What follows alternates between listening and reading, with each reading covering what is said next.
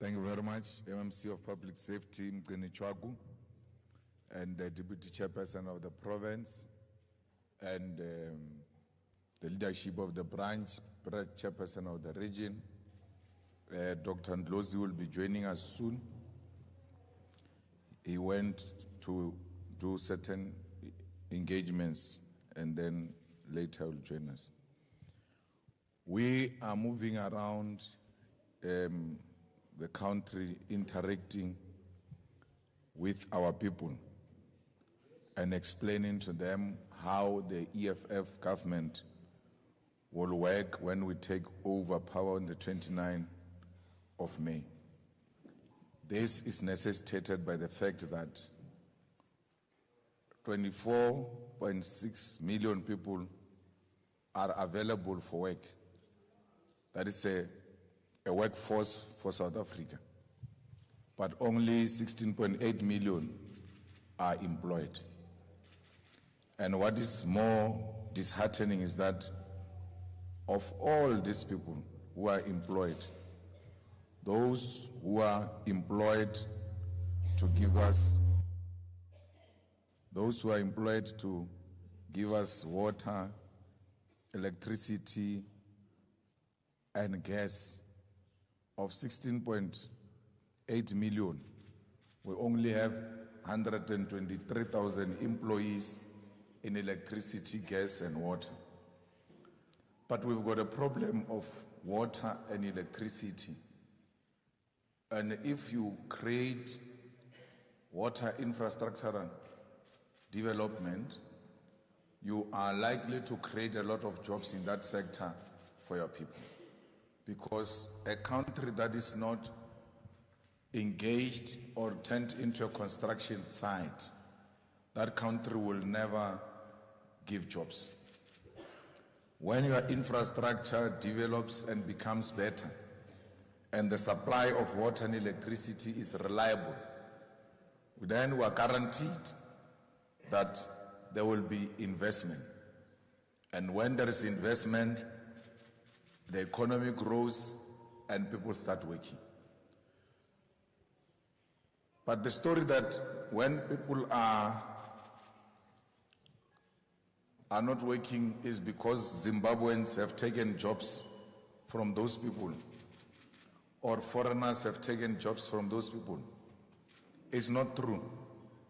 What you need to ask is the economy growing? Once the answer is no, you must know there won't be jobs. Because only a growing economy can create jobs. So the economy of South Africa is stagnant and is not growing, and the leadership of our government seems not to know what to do with this crisis of creating employment for our people. Our people have got no electricity today. For sure it's the 25th or if not 26th day with electricity. And people are made to celebrate that we've been having electricity for the past 26 days. And some create an impression that load shedding is gone.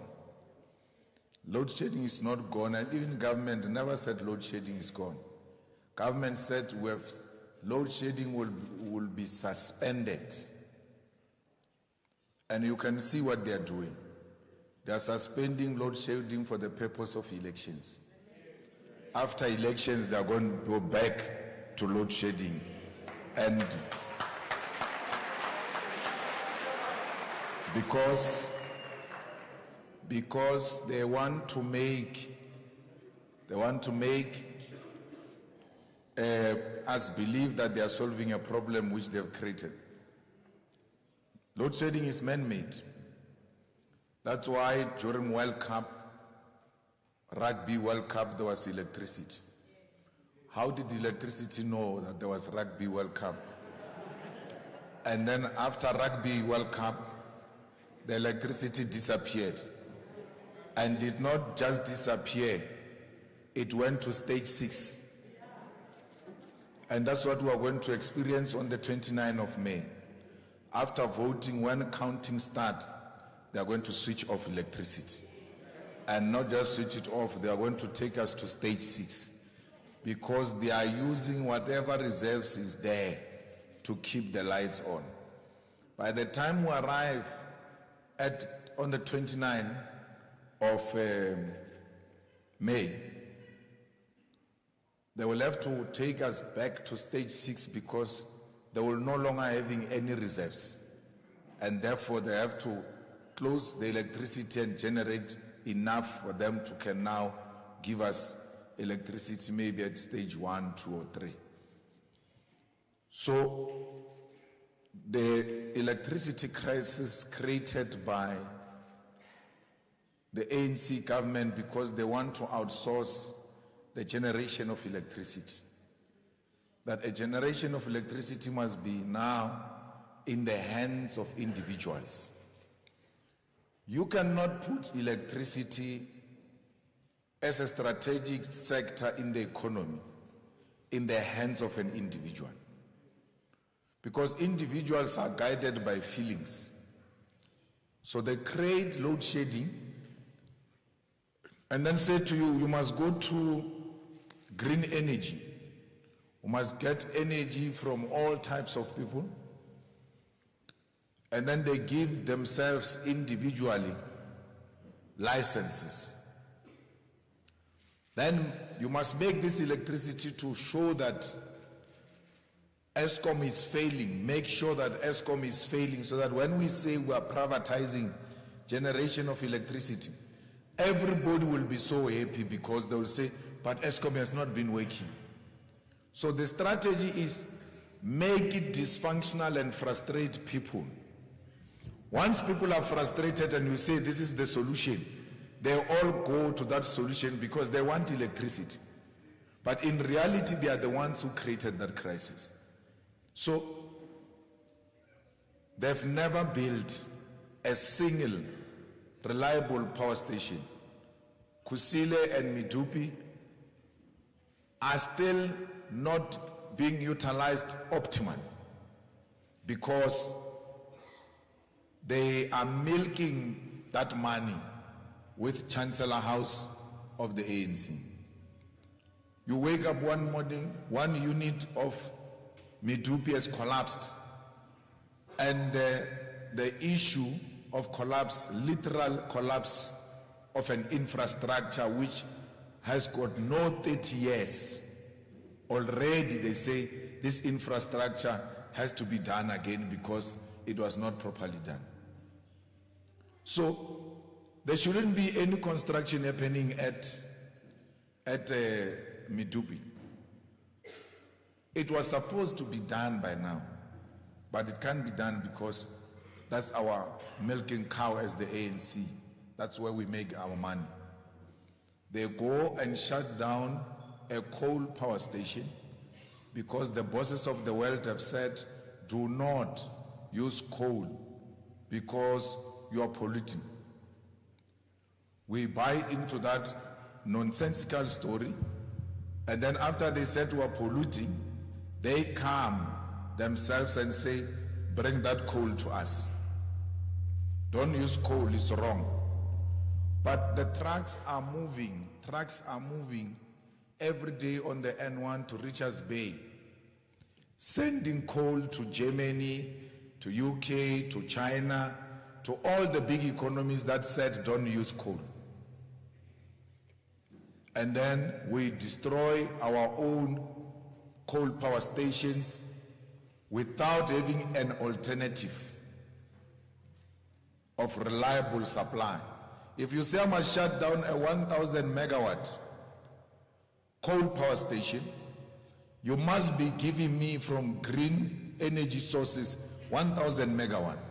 If you can't give me 1,000 megawatt, I will never destroy this coal power station until I've got an alternative source of energy. We must never allow the shutting down of our coal power stations because they are our base. We move from there. So you have to move from somewhere in order for you to have a reliable electricity. So we are not going to destroy coal power stations. We're going to use them, maintain them, and ensure that their maintenance is done regularly by qualified engineers. But as an immediate thing that we need to do as government, we must ask all of you, the people of Laudium, that you must surrender your electricity geysers in exchange for gas geysers. And we will come and remove the electricity geyser and install the gas geyser, because heating is one of the biggest consumers of electricity. So we heat a lot and use a lot of electricity. Then, the same as cooking. We use electric stoves to cook. Why can't we use gas stoves to cook? Because the food will still taste the same. The food, if there is a person who cooks proper food, whether it's gas or electricity, the outcome will always be the same. So why is government not encouraging you voluntarily, not by force? Can you please surrender your electric stoves in exchange for a gas stove?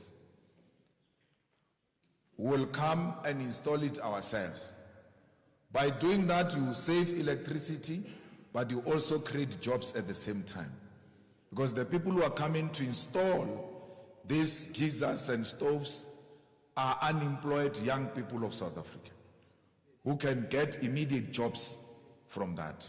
So we need an organization that has got those practical, immediate solutions to resolve the problem we're confronted with in South Africa.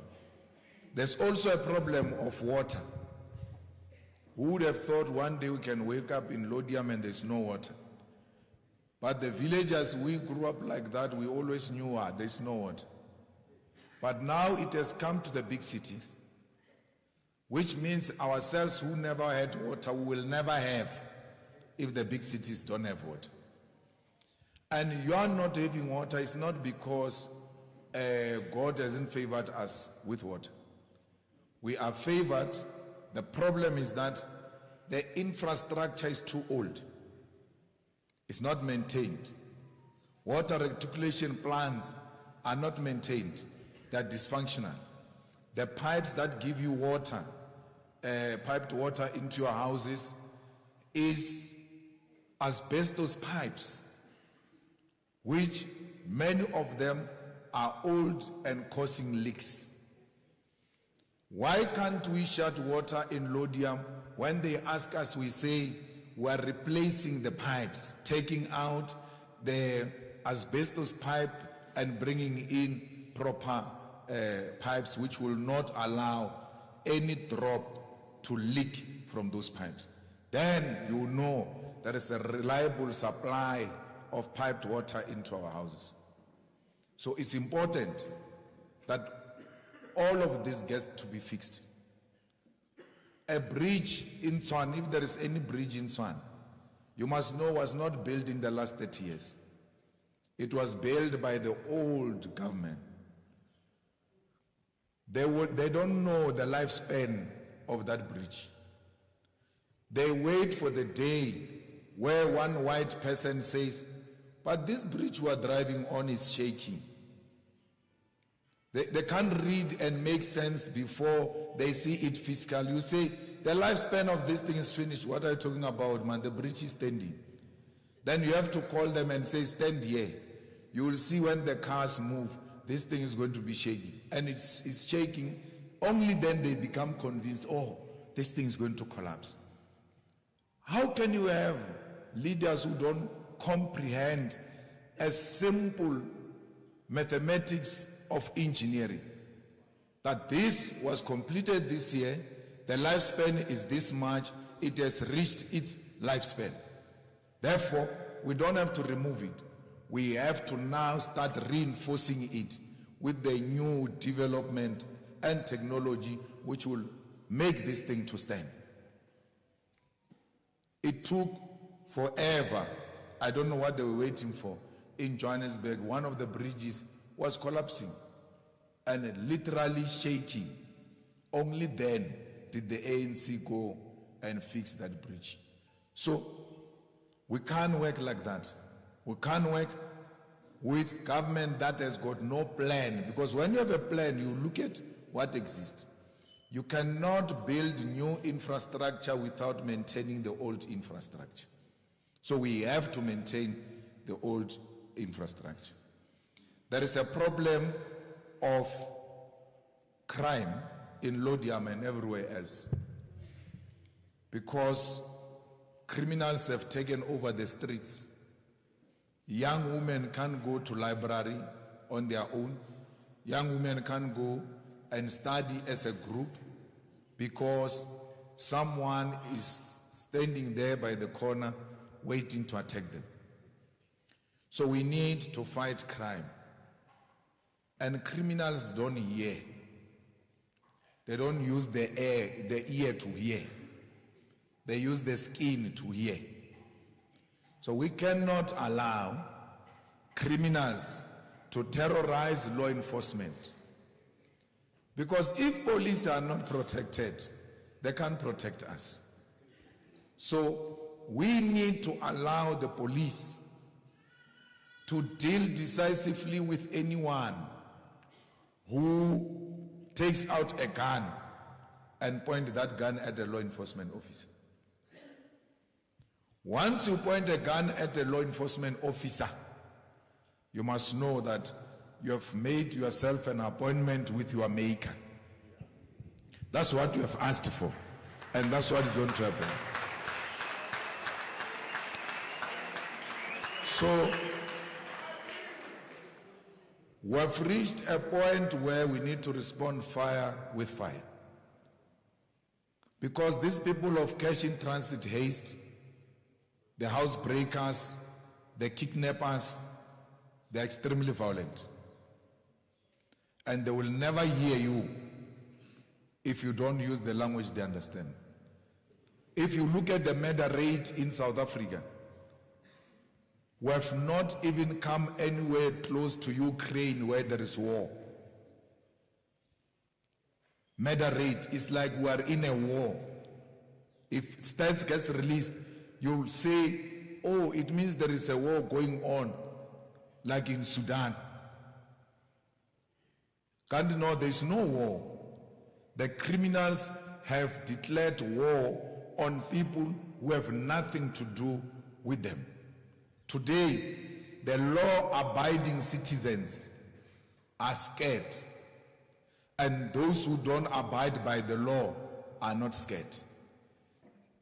Those who abide by the law have built high walls in fear of criminals. The criminals have got not even a fence because they are not scared, they are in charge. It has to be the other way around. Those who are not law-abiding must be very scared and live in fear, knowing that if police get us, we're in trouble. And those who abide by their law, they must demolish the high walls and appreciate the beauty of their gardens. Because that's what we want you to do. There's no need for a person, a business person, Indian business person, to be guarded by so many bodyguards, because his life is under threat. There's a syndicate that looks like it's just targeting Indians, especially Indian people who are in business. Kidnap them and start demanding ransom of 10 million, 15 million. Where are these people going to get this money? So we need to make it very clear that if you kidnap a person and we are coming to fetch that person and we know where that person is, you must know that you are in danger, because we can't allow that. Those who rape women, we must catch them, send them to jail. Immediately once they are sent to jail, we must have a public database of those people who went to jail for rape, so that they know rape, if you rape someone, you are creating a generational curse for your children and grandchildren and great-grandchildren, because the name of their grandfather will always appear on the internet as a rapist. Because people rape, after raping they get released from jail, then they go and become teachers of primary schools and they teach kids, young girls. A rapist is teaching young girls because no one knows.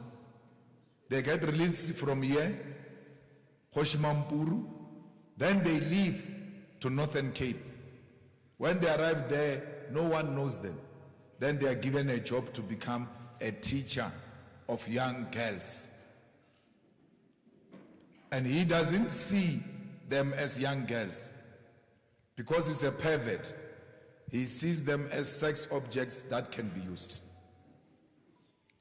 But once you put these names on a database, be rest assured, everyone who says Julius Malema, you just go and punch the name Julius Malema, it pops out, rapist.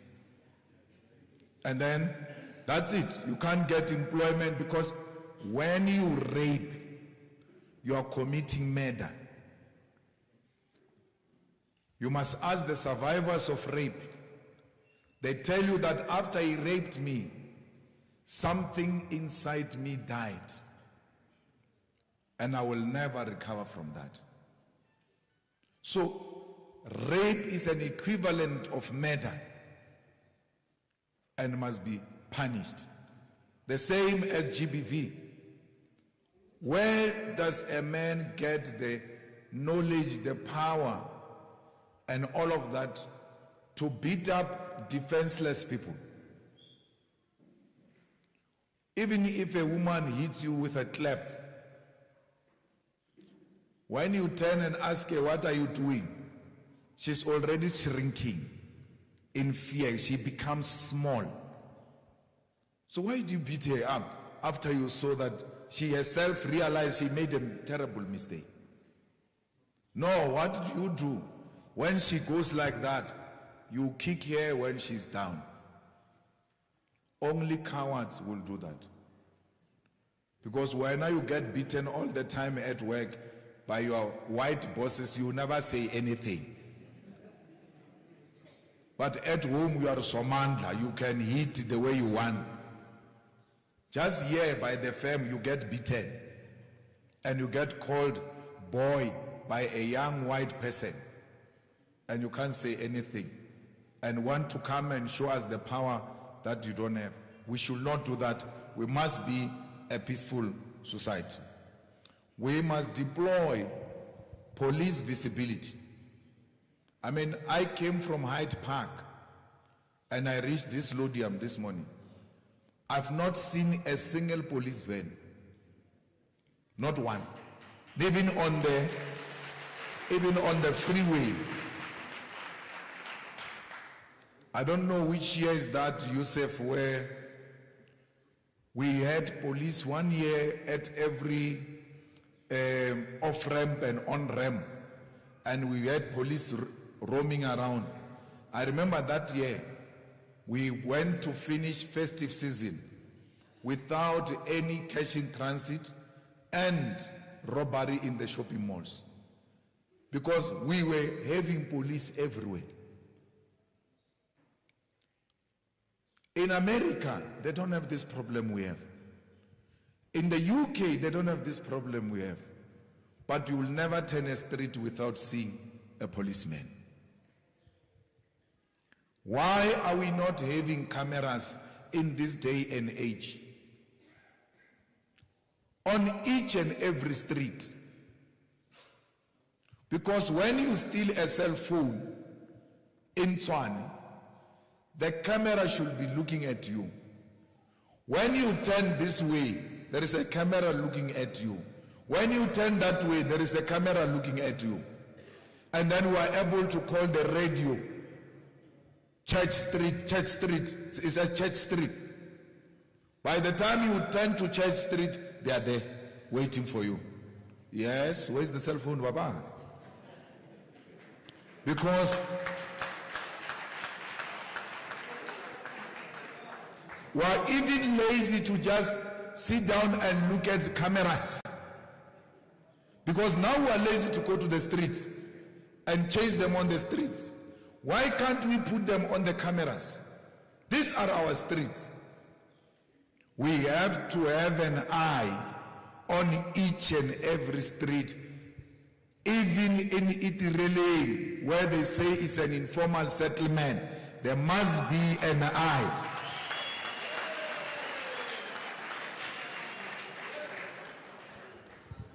My water. So, in the suburbs,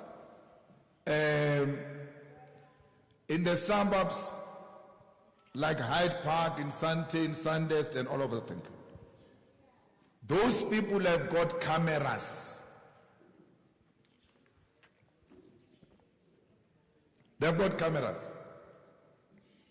An insurance guy came to my house to come and insure the furniture and all of that in my house.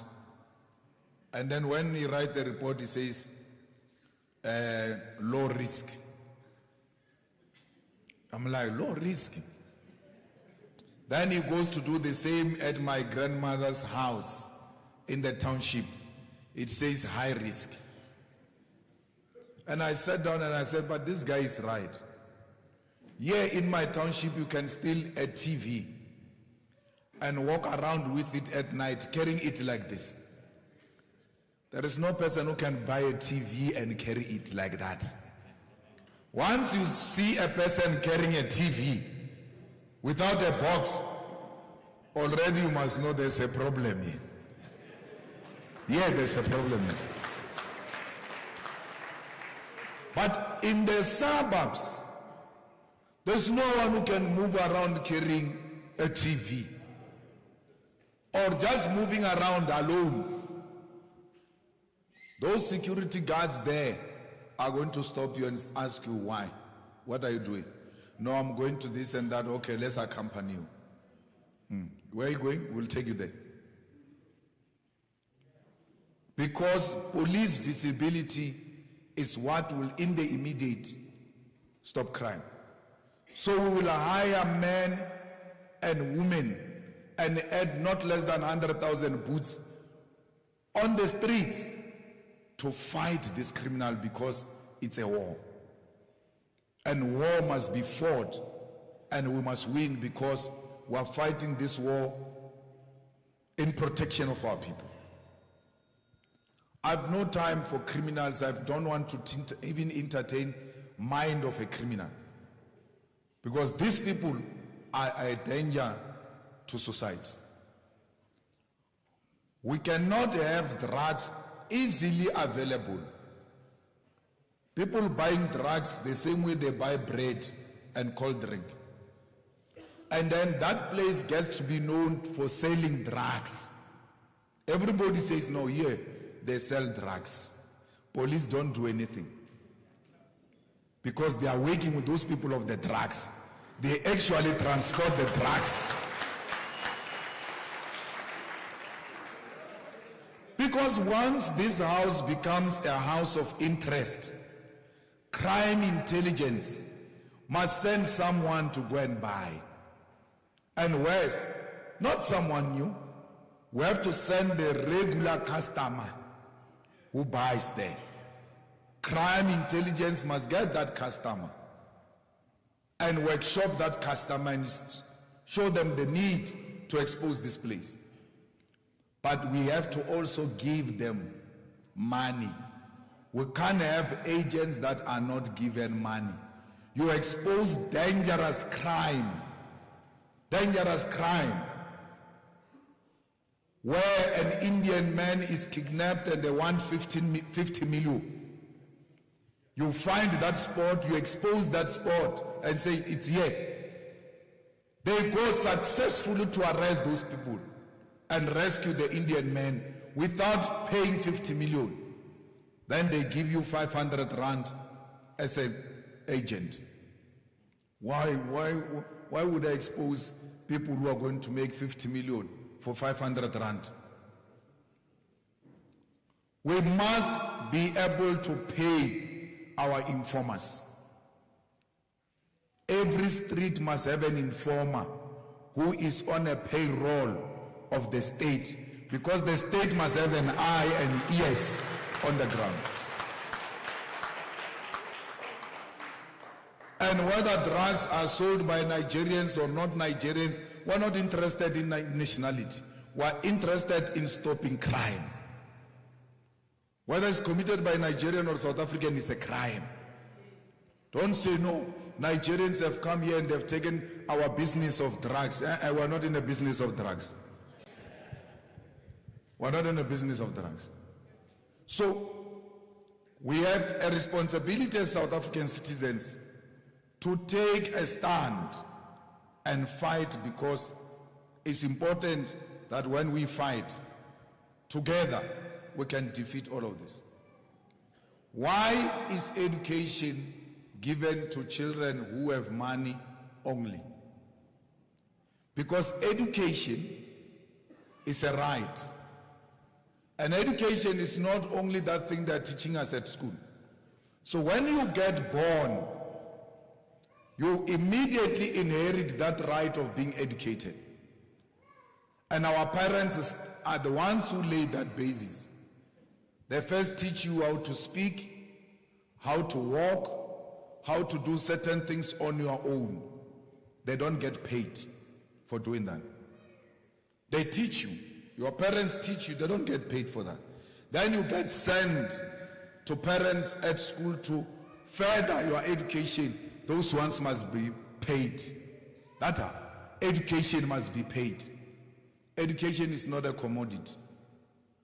It's a right enshrined in the Constitution of the Republic of South Africa. President Mandela, with all his effort that he took to liberate us to be where we are, they made a mistake in 1994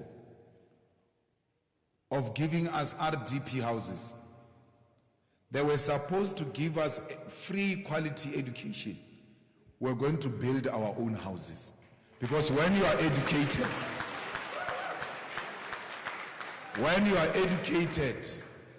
check the stats amongst unemployed graduates is very low. Why? Employment and graduates go together.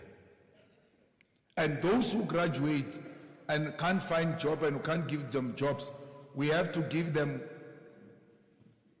graduate grant, because going to school must pay. How do I go to school for so many years? I come back home with a degree, with honors, and then I'm given 350. The same amount of money with my brother who hasn't gone to school. I'm not asking for anything they are not doing. They are doing it now. They are giving you money through 350. But it's wrong to give the graduate the same amount of money with a person who hasn't gone to school. To go, because if you don't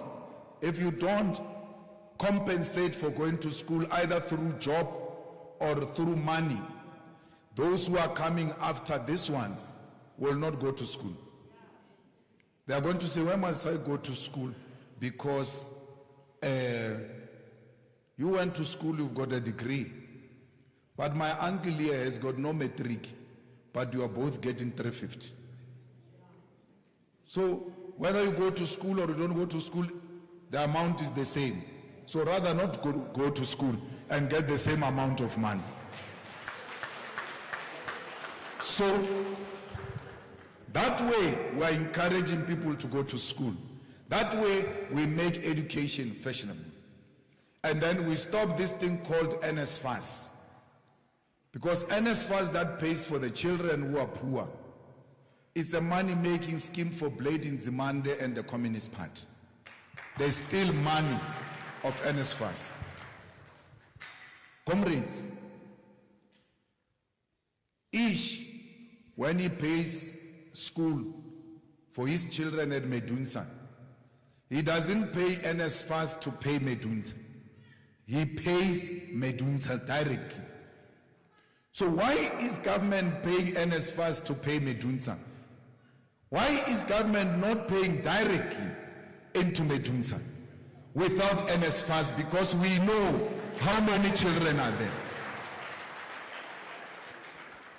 University is a state-owned institution. It's ours.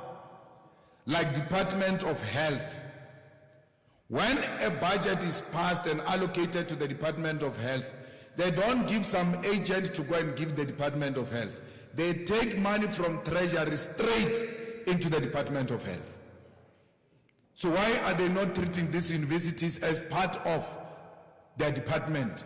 Take money directly from the Treasury and send it to the university. These are our universities. And in this university, I'm paying for 10 children. And each child cost me 100 rand. Then I know I have to give that university 1,000 because I've got 10 kids. The government has to know how many kids it wants to pay for in that university and pay directly, because NSFAS is corrupt. It's corrupt to the core, and they removed the service provider and then brought him back through the back door in a name, in a different name. But the aim is to steal. Now they realize this new service provider is exposed. They say, no, we are putting NSFAS under administration. Because now, once they say they put it under administration, Blade can appoint his man and put him there and say he's an administrator for the purpose of stealing money for this election. When we collapsed the ANC in 2016 and gave this power to DA, it was not because there was anything ideological between us and DA. It was because we were convinced that the ANC without resources is a weak ANC. Because they no longer have anything to say. They no longer have anyone to put as a face. That's why they compromise for a compromised person as a president. The only thing that makes them succeed is because they control the public purse. So we said, take the keys from the Tshwane safe, from the ANC, you will see what's going to happen. We are left with 39 days to elections. There are no ANC posters in Laudium. Why? Where they are used to stealing money and financing their campaign, we've locked it. The key is no longer with the ANC. Bella, they will be harassing us with t-shirts now. When you try to speak, here's the t-shirt, keep quiet. When you try to speak, go, food parcel. They can't do that now because in all the metros, they are not in control of the purse. And that's why they are so humbled today. We need to take the purse of South Africa from them and put it under Floyd Shivambu. When I say we must put Floyd Shivambu, Minister of Finance, they say, no, you want to steal the money. And I say, no, but we are ministers of finance in Ekurhuleni municipality. We never stole a cent. It's now more than a year controlling the finances of Ekurhuleni. He's an MMC of public safety responsible for Metro Police in Johannesburg. He has never been accused of stealing a cent. No single MMC of the EFF has ever been accused of stealing a cent. Because in the EFF, we believe very strongly that every little cent, if properly used, can have an impact. We need to maximize on the little resources we have. There's no one in the ANC now who's got the brain of Floyd Shivambu when it comes to economy of South Africa, the continent and the world, and the finances of South Africa. I mean, put Ino Godongwan here, the current Minister of Finance, and put Floyd Shivambu here. Let's see what's going to happen. They say Floyd can't be a Minister of Finance because he stole money from VBS. If that was true, why is Floyd not arrested? Because we are not members of the ANC. We are not powerful people. We are just mere opposition with 44 members of parliament. Why would we steal and the ANC doesn't deal with us decisively? Because we are the only organization that gives the ANC a hard time. Everyone else is playful. These are the people who are troubling you. These are the people that are likely to remove you from power. These are the people who are contesting your constituency. Boom, information comes and they say they stole. When you look at that information, you're like, yes, we've been looking for them. And then you don't arrest them. What do? You just go around lying to people that no, they stole VBS money. We never received an SMS or WhatsApp message or a letter or a telephone call from any single policeman on VBS. Yet people are standing trial.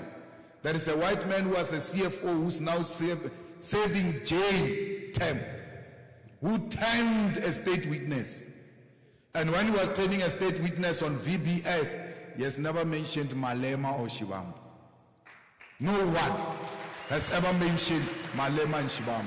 What they did, they went into their corners and concocted this dark cloud because they can't falter us politically.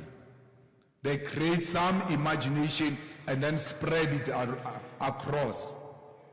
So they know that Floyd Shivambu is going to be a friendly force to SMMEs. They know Floyd Shivambu is going to be a person who's going to put heavy taxes on those who engage in illicit financial flows and tax avoidance. Because we need every cent through revenue if we are to achieve these objectives. But people are engaged in illicit financial flows, and government knows that and is doing nothing about it. Why should an SMME pay the same amount of percentage when it comes to taxes, the same amount of percentage when it comes to taxes compared to the big company? This is a small company that is still trying to emerge. Why can't there be tax incentives for these small companies that are emerging? And then when they cross the Rubicon to the other side, then we can start charging them normal corporate tax. Why can't we charge the rich the wealth tax? Wealth tax, because there must be a way for you to share with the poor. Because if you don't do that, one day the people of Itireling are going to come here at Laudium in a revolt manner, and there's nothing we can do about it. They are suffering and poverty. One day is going to push them to engage in anarchy, the highest form of disorder. What happened at July unrest during the arrest of President Zuma will be a Mickey Mouse when that day comes. We need to stop that day by empowering the poor of the poor. You know, in South Africa, there are so many people who live in poverty. And not just poverty, extreme poverty. In South Africa, we've got 18.2 million who live in extreme poverty. You know what extreme poverty means? This person will not spend 42 rand per day. There are people who go the whole day having spent 42 rand because they don't have it. And that is 18.2 million South Africans who live in extreme poverty. 18.8 million receive grants. 18.8 million, which means that 1% of the South African population receive grants. And those who receive grants live in extreme poverty. We cannot be a normal society. And those who come after them, shame. Those who are a little bit better compared to those who live in extreme poverty, none of them spends more than 70 rand per day. Those who live better than the ones who live in extreme poverty can spend 70 rand per day. So, which means that 62.7% of our people, those in extreme poverty and those who are a little bit better, constitute 62.7% of the South African population. Those who can spend less than 70 rand per day constitute 62.7% in South Africa. So we are, in the whole world, we are the most unequal society in the whole world. And this is not sustainable, because when the poor rise, they will have nothing to lose, because they are suffering, they are in pain. So we want the community of Laudium to take the community of Atteridgeville, of Itireling, and everywhere else, identify young people with potential in those communities. Don't employ them to be shopkeepers. Train them to be reasonable, sound businessmen and women, so that they can be like you. Let each family in Laudium adopt one child in one family and teach this child business. Because you are known for business. You are doing well. You are known for being people who are active when it comes to business. You've got skills that you can share with us. Because yourself and us are the same. That's why we were pushed away from town and were put here. And then we were just put across you. Just behind the mountain is us. They just pushed us here, divided us with a mountain. But we are the same. What is the same between Indians and Africans is because we were both oppressed by the same people who pushed us away. And if we are the oppressed nation, we have to stick together and empower one another, because the success of these people is your success. So I'm appealing to the business of Laudium to adopt the children and mentor them, but equally adopt children who have potential and pay for their school fees. Pay for their school fees. But equally, after I explained to you the extreme poverty of South Africa, what stops you to adopt a family in Itireling and monthly give them food parcels worth 2,000 rand? As a family, you say, we've got a family in Atteridgeville that we send food. What is 2,000 rand to you? What is 3,000 rand to you? Monthly. You identify a family and say, this family, from today, they are my family. As long as you have not helped anyone who can't do anything for you, you must know you have not helped anyone. Well, if you say, no, I help, who do you help? I help my cousin, my relatives, uncles. That is not help. That is an obligation. Help is when you see poverty and you say, this family, I'm going to change their face. there will no longer be a face of poverty. We need to get involved, because if we don't get involved, these people are going to rise against us. They will not reach Union Building, the people of Iterling and Atteridgeville. They are going to see the nearest suburb and say, the nearest suburb for us is Laudium. Let's go. We don't want that. You know, a lot of families produce children who are not educated, and we think these kids are not smart. The kids are swimming in poverty, and you can't think properly when you are swimming in poverty. 2,000 rand, 3,000 rand, 5,000 rand. Identify a family, don't give them money, give them food. See that food producing a child at school who's smarter from a squatter camp, because he's no longer having to think of what am I going to eat. So we need to, all of you, to come and mobilize even those who are not here. That the poverty has reached a level where all of us must now come in. We need to call for peace in the Middle East. You can't say you are Muslim and you support DA. DA that support genocide in Palestine. Any Muslim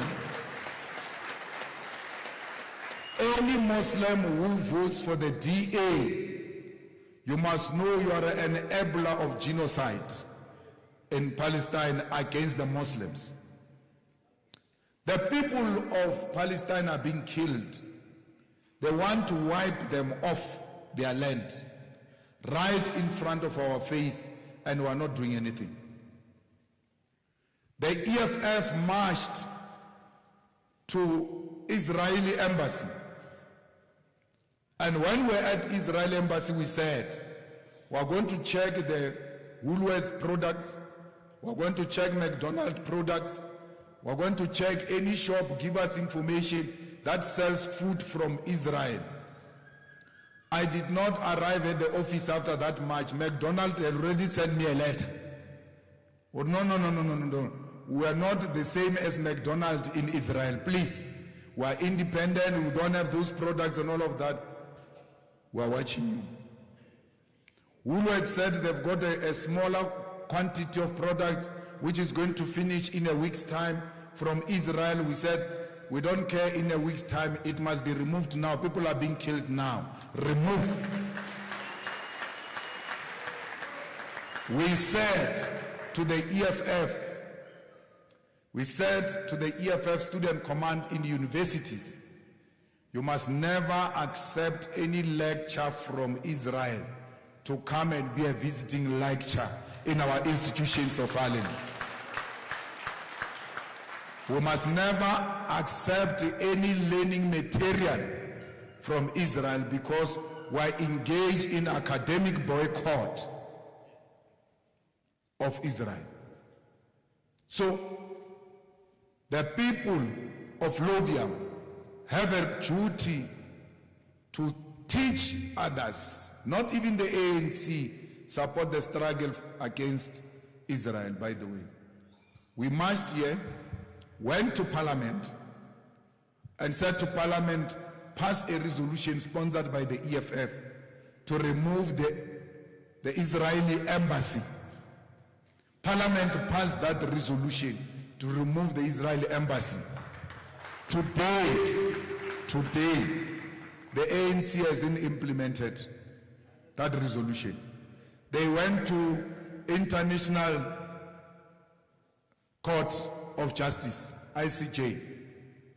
You know, when a person goes to court on such political matters, you must know they are artificial in their approach, because they know the court processes take forever. So they are buying themselves time so that they look like they are doing something. Doing something means remove the Israeli embassy, which is practical, which can be done tomorrow. Ramaphosa came here Ramaphosa came here during it 2 weeks ago. He was kneeling there up and down, pretending to be with you. Pretending to be with you. If he really cared about Muslims, before kneeling here in Laudium was supposed to go and close the Israeli embassy, then we would have known this is a genuine person. He's got the power. Parliament has taken a decision, and not with simple majority. A decisive majority said, remove Israeli embassy. Only ACDP of Mishwe, understandably so, because it's funded by apartheid Israel. Freedom Front Plus, because they are known for segregation and invading people's properties. Patriotic Alliance, which is controlled by Jewish money. They have no idea what they are doing. They are not in politics. They are in politics of making money. So the only organization that can take over power and make South Africa stand on the side of the Palestinian people is the EFF. No one else can do that.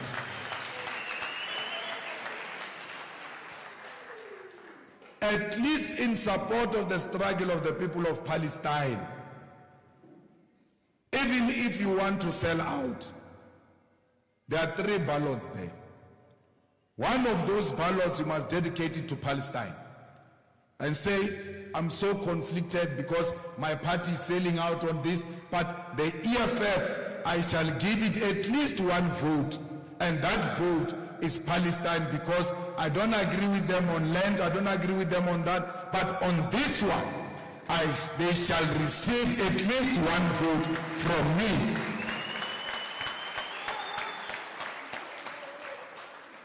We really have to pray for peace, because Iran is now preparing to respond to Israel. And once Iran comes in, that Middle East crisis becomes another World War III now. We don't need war. If we are peace-loving South Africans, we don't need war. We need peace, and there cannot be peace in South Africa if there is no peace in Palestine. The issue of crime cannot be ignored. And I know people like Yusuf have been fighting this issue for quite some time, and we are happy to be part of the journey to free South Africa from gangsters and drug lords and criminals. There are too many unlicensed firearms, especially in Cape Flats and KZN. In KZN, apartheid, when it bought armaments with apartheid debt,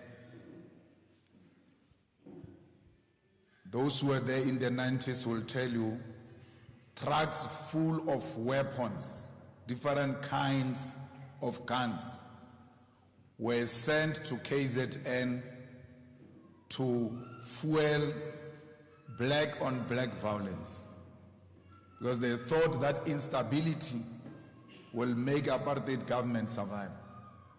So they gave people the guns. That's why President Mandela said,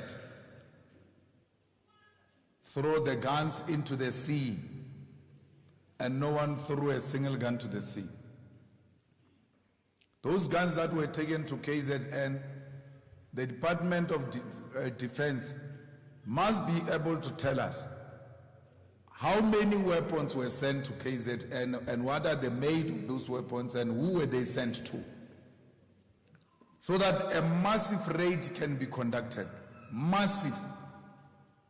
That means getting into every individual's house, searching for these guns, because guns are easily accessible.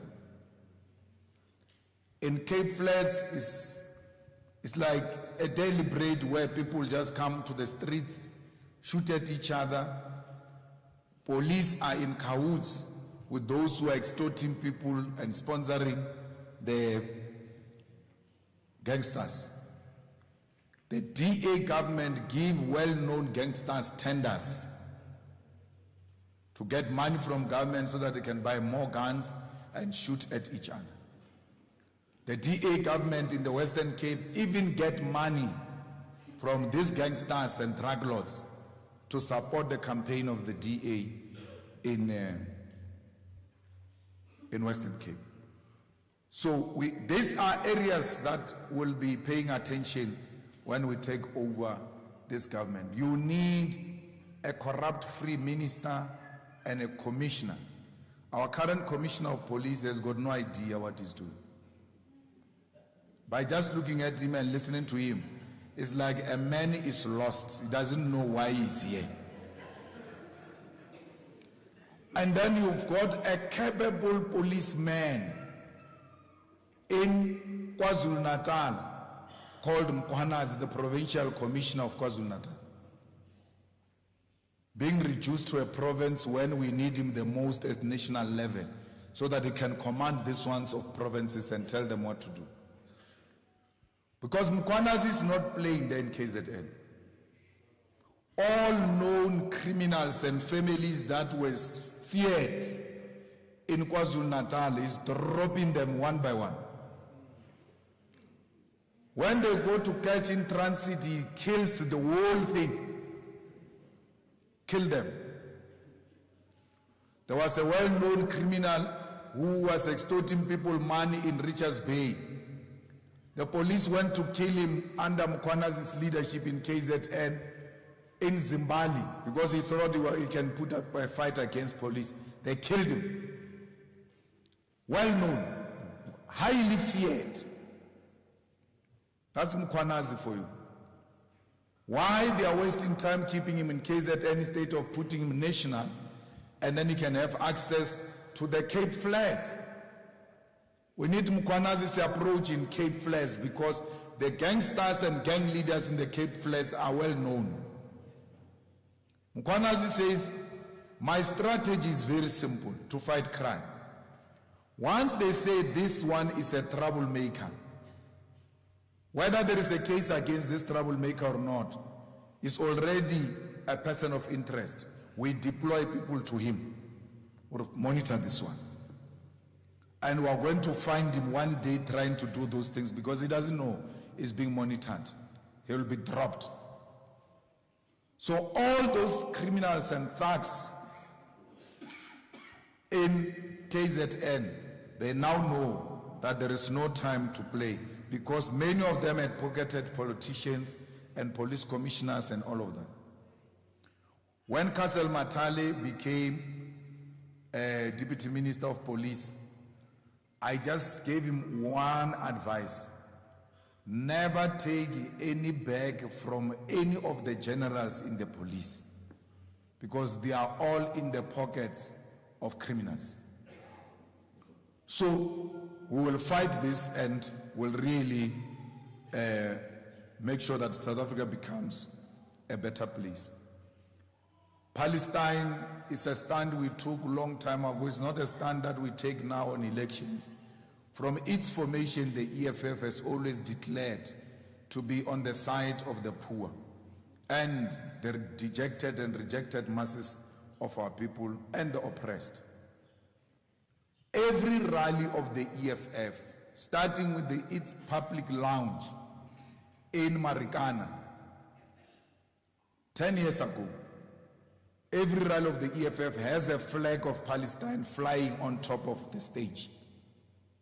If you go back to all the rallies of the EFF, you will never find a rally of the EFF since its formation without a Palestinian flag flying high, because we are with the people of Palestine. They told me about those rogue unit elements in the EFF who have been going around Region 4, extorting people, saying they want 30% and all of that. We are not those kind of politicians. Please, If someone comes to you with an EFF t-shirt and say, give us 30% or else we'll close this place, we're a telephone call away. Just tell them, hold on, I'm coming. You go on the site and make a telephone call. We always know where is who. We'll immediately send a person there where you are. We'll send an EFF person, and then you keep them long. Give them samosas and this and that. Sit here. Just keep them long until we arrive. And then once we arrive, you say, let's start the discussions because the leadership is here. They are going to leave that office one by one. Because there's no such a policy in the EFF. So we humbly plead, Yusuf and them, you've got the numbers, we've got our numbers, we've got this. Once such elements present themselves, just give a call. There will be a response in less than 30 minutes to come and deal with these criminals. Because if they are taking money from you, can you imagine what they are doing in Itirele? For sure they are selling stands there in Itirele. That if you can't come and stay here, if you don't buy a stand, criminals, in the name of the EFF. So we can't say we are fighting for land, people must get land for free.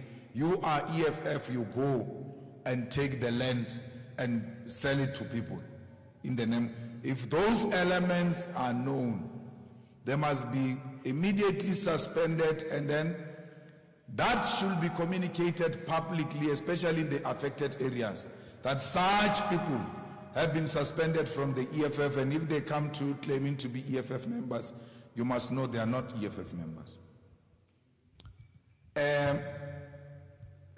Illegal immigration, the EFF believes in one continent, one Africa. Because Africa has always been one.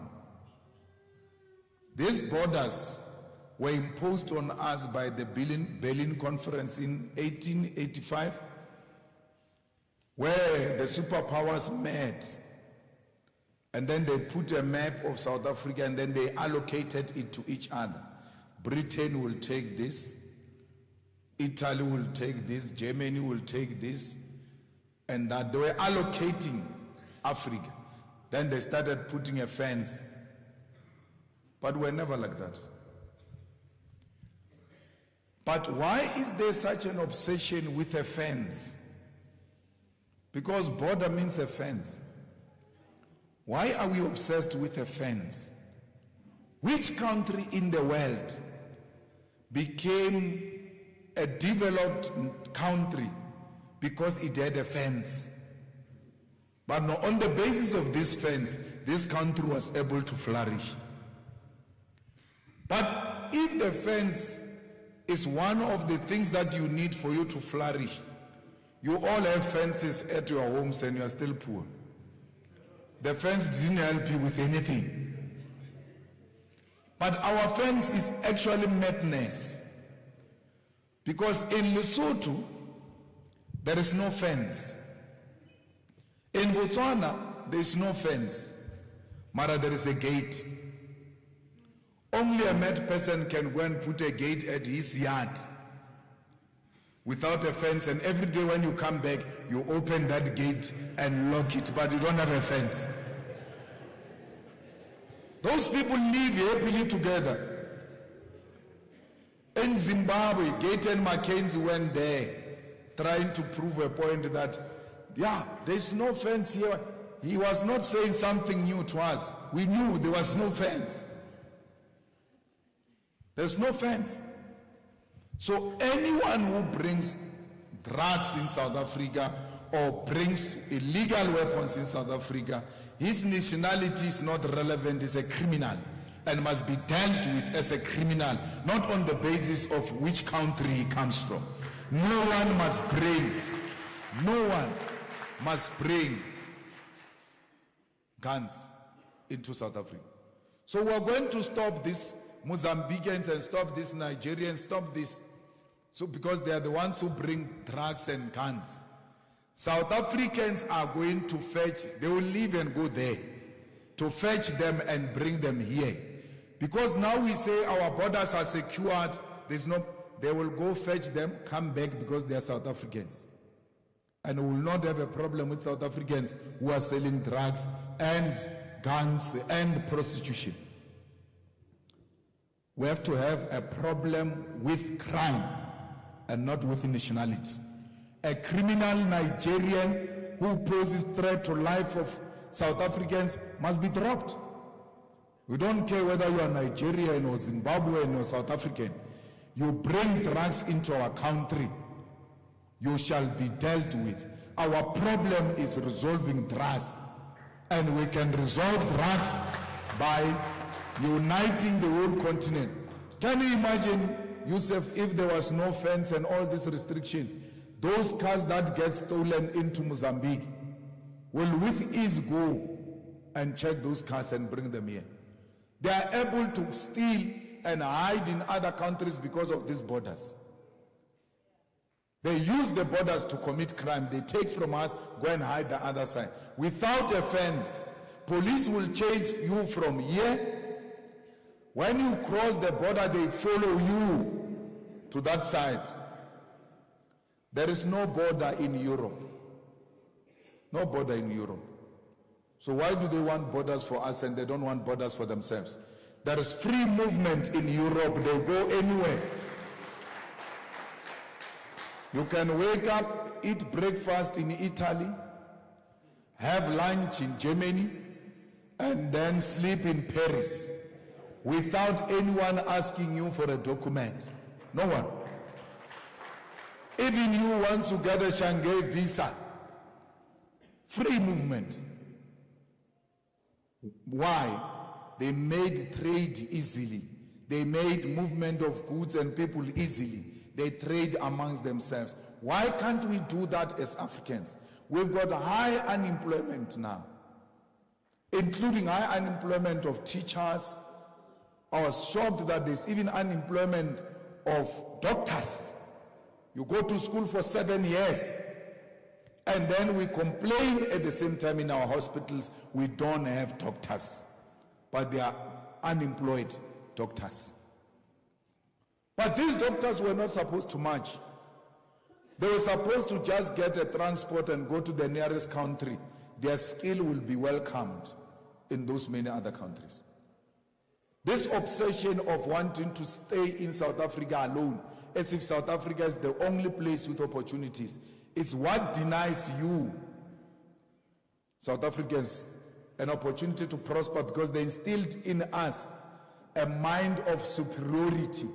We think we are America of Africa.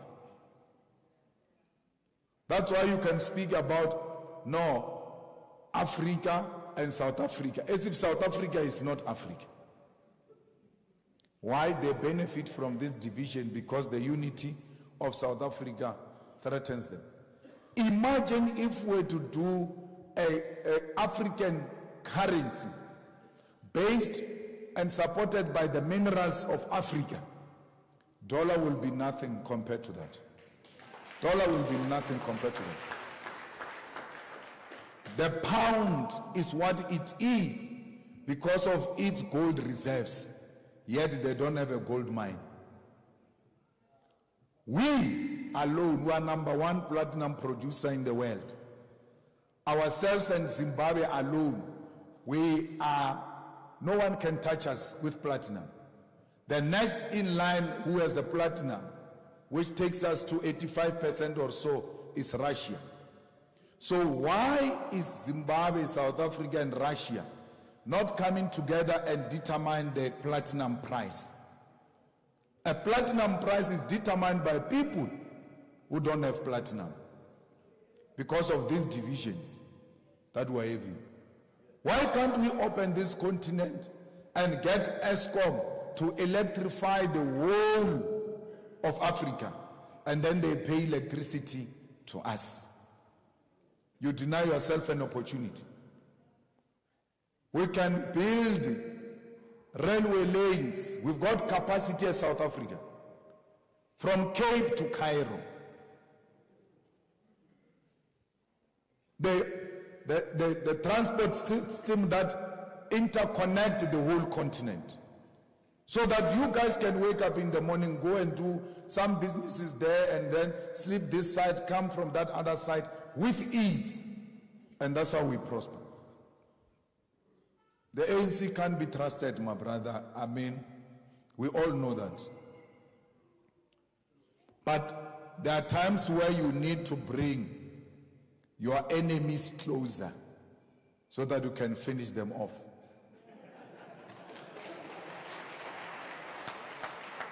Because let's look at this. If the EFF and the ANC combined get a majority, and if the EFF and Moonshot DA combined, they get a majority, DA has made it very clear, we will never work with the EFF under any circumstances. Remember, we've got two devils. You must choose a better devil, but he remained a devil. Nevertheless, we're working with the ANC in Ekurhuleni. They've got a mayor. We've got MMC of finance. Why? We're looking after the purse because this one can't be trusted with the money. We're two options of being a mayor and them being finance. We said, no. You and money don't go together. So, the ANC is a big elephant. For you to drop it, you have to eat it piece by piece. And that's what we're doing. When the ANC screamed and said the mayor, the minority mayor must be removed in Ekurhuleni and the EFF, it was because they went to tell their leadership that the EFF is outshining us in Ekurhuleni, and if you leave them in those positions, there will not be any voter left for the ANC. Because when we take over departments, we work, we don't play, and we block the corruption of the ANC. So, you know, if Ramaphosa was to say in the negotiations, the ANC says, no, Ramaphosa is our presidential candidate, he's going to be a president, and then you can give us ministers, we'll give Malema Minister of Sports. I can't decline it. I will accept it. But I will act in such a way that you will think I'm a president of South Africa. Because Ramaphosa will never outshine me in whatever he does. Once you give us that opportunity to demonstrate our capacity, you shoot yourself on the foot. Because I will be Minister of Sports. People will be marching for water and asking for Malema to come there. Because Malema is the only one who can resolve this issue of water. But I'm in sports. And then you use that to destroy the elephant. So it's important that we all know that for you to get at your destination, it's not a straight road. Sometimes it curves, sometimes you have to take off ramps. But you must come back to your strategic objective. In life, we have to kiss even frogs for us to survive. So it's the tactics that EFF use to get to power. But it must remain clear on its strategic objective.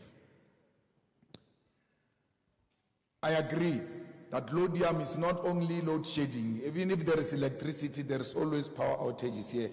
We have had to deal with that from 2016 when we started being in the council, and this matter is high on our agenda. Always we raise it when opportunity comes in the council. This municipality is under DA and Action SA of Tshwane.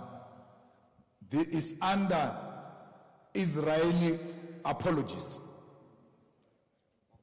Apartheid Israel apologists are the ones who are running Tshwane now. And they see Laudium the same way they see Palestine. That's why they will never care about Laudium. That's why they will never come here. The mayor has never been here.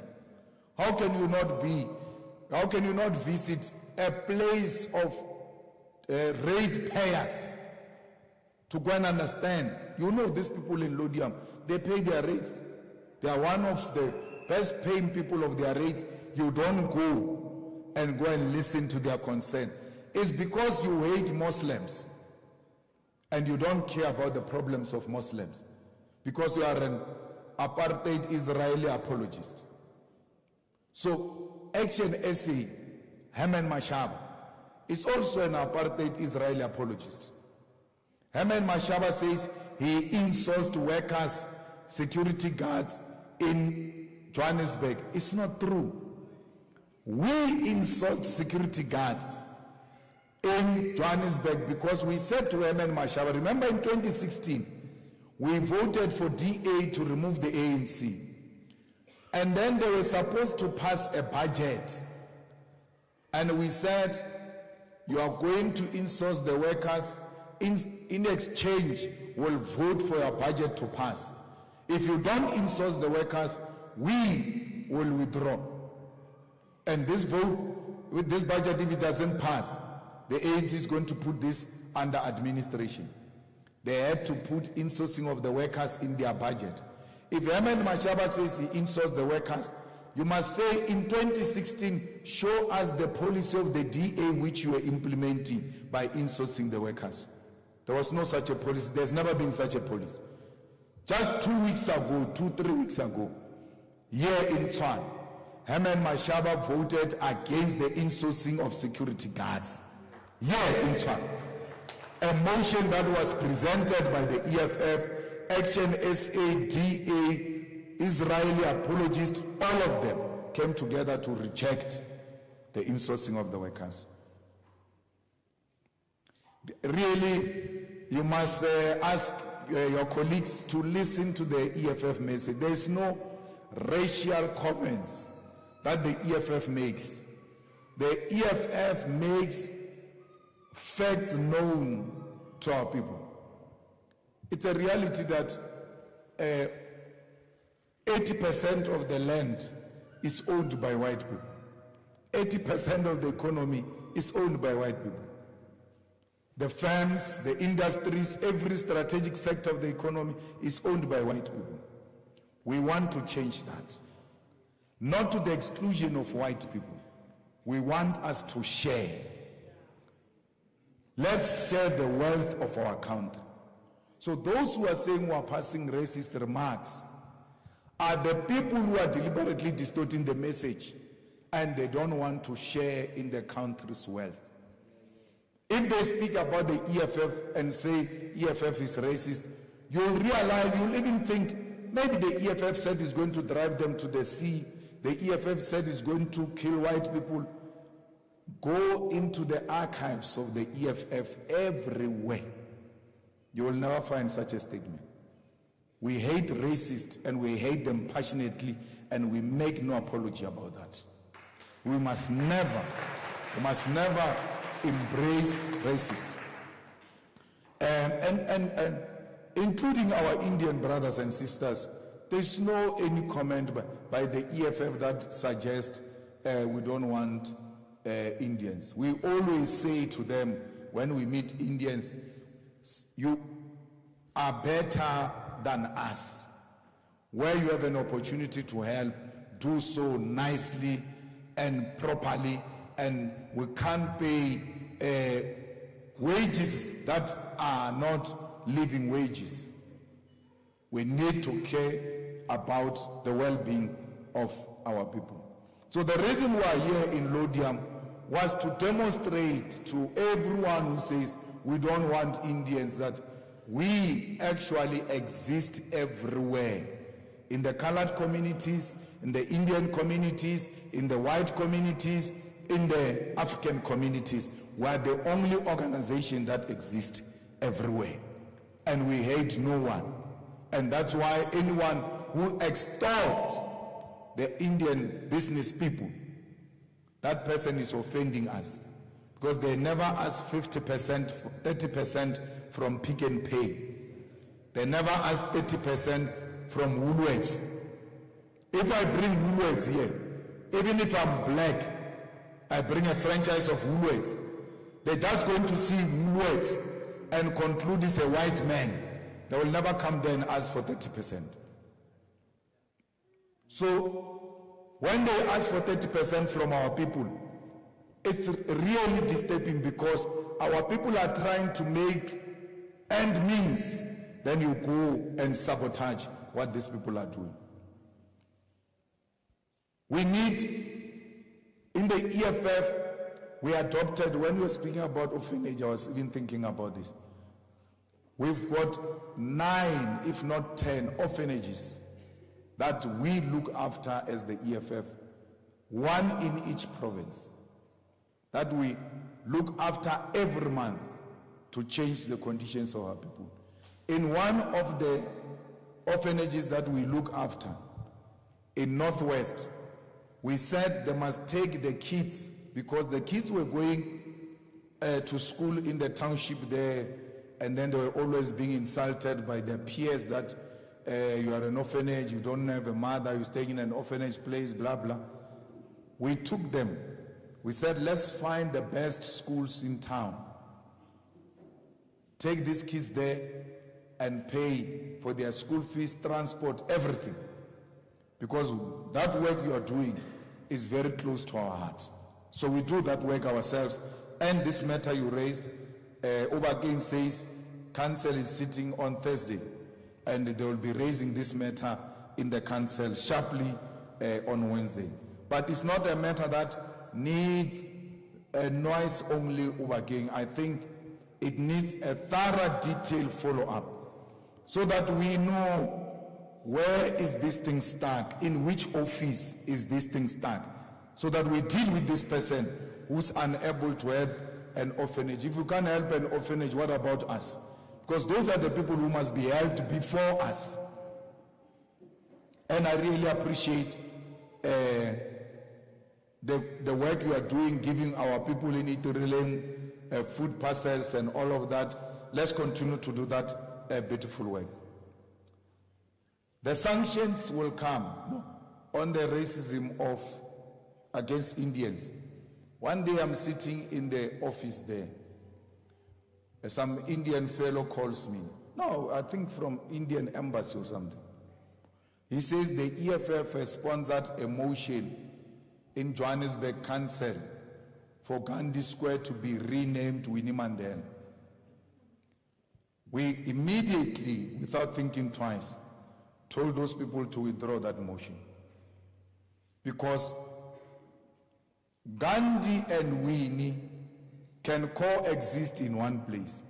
Our office is Winnie Madikizela Mandela House at Gandhi Square. What's wrong with that? You want to give Winnie Mandela a name? Go and change William Nicole and call it Winnie Mandela, not Gandhi Square. And that's how we changed William Nicole, and it's now called Winnie Mandela. So, if we had a hatred for Indians, we would have demonstrated it through one of the heroes of Indian communities. Why should there be school fees in the first place? Education must be free. Why should kids buy uniform? We must give them free uniform, books, and give them meals at school. Don't give children uniform, children who are going to school, but they give prisoners uniform for free. Can we see the level of madness we are subjected to? Prisoners get uniform, and it looks like they buy it every day or something because their uniform is always in good condition. Okay, you want free uniform, commit crime, you will get it in prison. And worse, in prison, there is food. People are given food, breakfast, lunch, supper. And beds, blankets. But our children don't have beds. Don't have beds. The prisoners have got a flushing toilet. Prisoners. Itireling has got no flushing toilet. The prisoner has got a light. Itireling does not have lights. So what do you call that? No water. The prisoner has got water. A rapist has got water and electricity. So something must be fixed there. And we are going to fix that. We're not scared of sanctions, my brother. We've got BRICS. In BRICS, we are trying to create alternative markets and economies. Let them come for sanctions against us. But we will not stop standing on the side of humanity because of scaremongering of sanctions. The world is evolving now. If there is something they say they will no longer buy from us, we'll sell it to other people. If they say to us they will no longer sell us the German machines, that will be good. We must produce our own cars and then sell to the continent and the world. Maybe it's time they do that so that we can see the importance of trading amongst ourselves as Africans. The market is there. Why South Africa doesn't have a car today, I don't know why. We say manufacturing has collapsed in South Africa. There are no jobs in South Africa. But we don't produce toothpick. After eating, everybody needs a toothpick. It's not being produced here. Comes from China. We don't produce plate, paper plate, plastic plate. That plastic plate we eat in, we don't produce it here. The chairs you are sitting on, we don't produce them. But these chairs are produced through a byproduct that comes out of that fuel thing at Sasol. I forgot the name of the byproduct. That byproduct, they take it from Sasol here, take it to China to produce these plastic chairs. Anything plastic is produced by that byproduct from Sasol. The Tupperware, if you take a Tupperware thing from a woman, you will not even hey. They are not saying bring back my scarf tin, but bring back the Tupperware. Imagine we can build that here and revive manufacturing industry of South Africa. And not only for here. Remember, we've got Africa.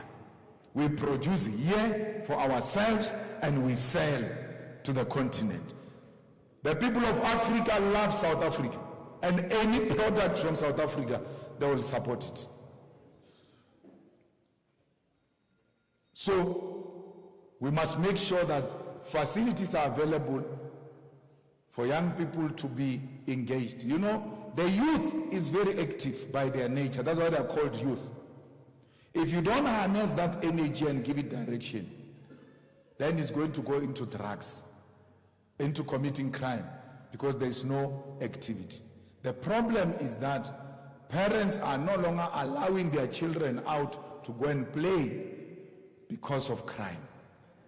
That my child might be murdered, might be kidnapped.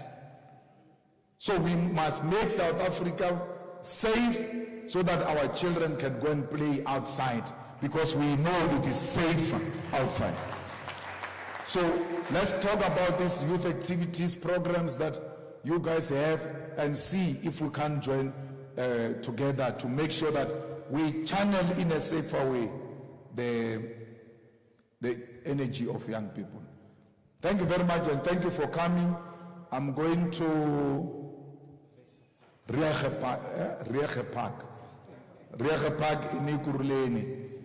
But it was important that we come here to Laudium and interact with our people directly. And I hope that you'll spread the message out there and encourage many others to vote for the EFF. Thank you very much.